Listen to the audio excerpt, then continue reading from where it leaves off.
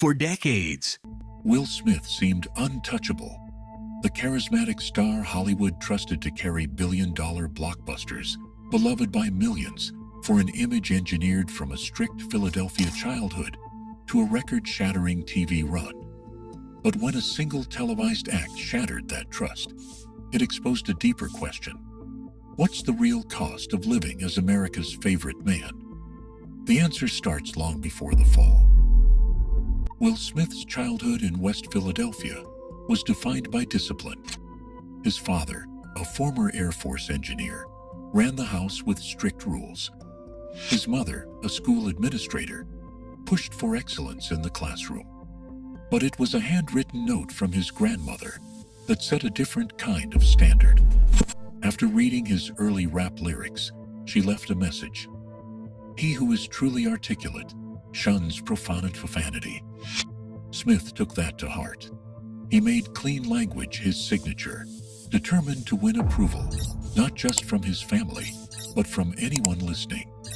That choice shaped his partnership with Jeffrey Towns, better known as DJ C's Jazzy Jeff. Together, they built a sound that was funny, sharp, and safe for every living room.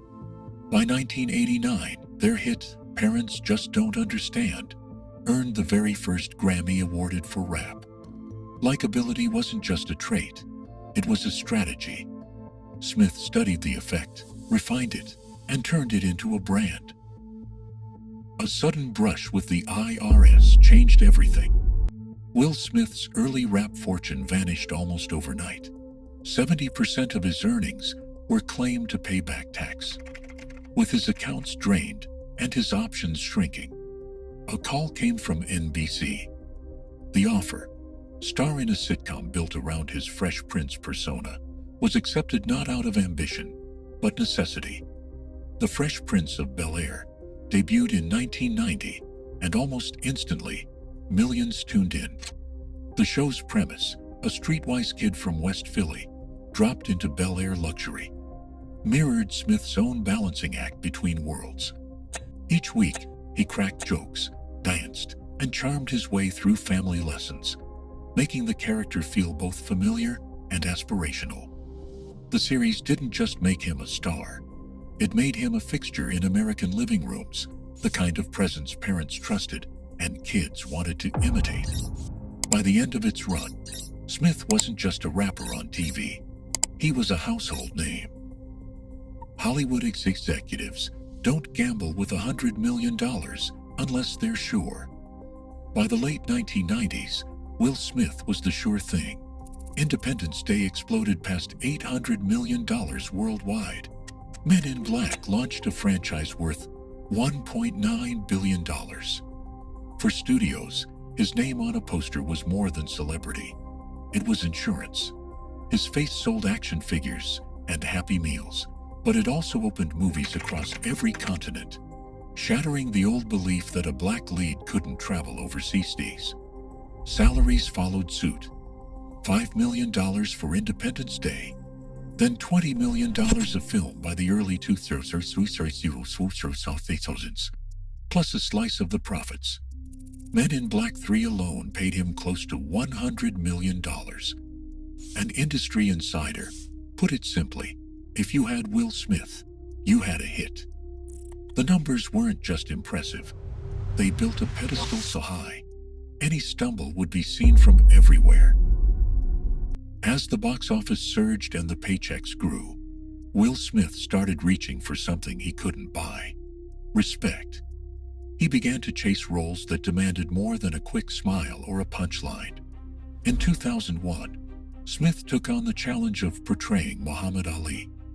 He gained 35 pounds of muscle, trained for months in the ring, and studied Ali's voice until he could echo every cadence.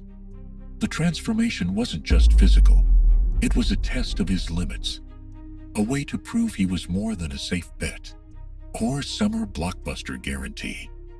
In a 2012 interview, Smith admitted, "I crave to be respected as an actor, not just loved as a star."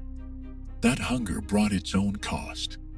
Psychologists point out that living under the weight of perfection Never allowed to falter, always expected to charm, can hollow a person out.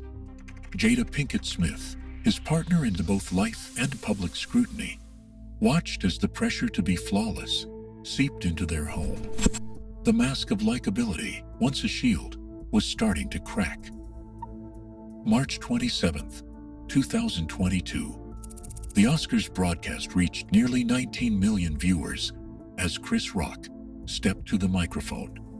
One joke about Jada Pinkett Smith's hair, and Will Smith was out of his seat, crossing the stage, then striking Rock across the face. The room froze. Smith's voice cut through the silence twice, broadcast unfiltered to millions more online within minutes. The Academy's leadership scrambled behind the scenes.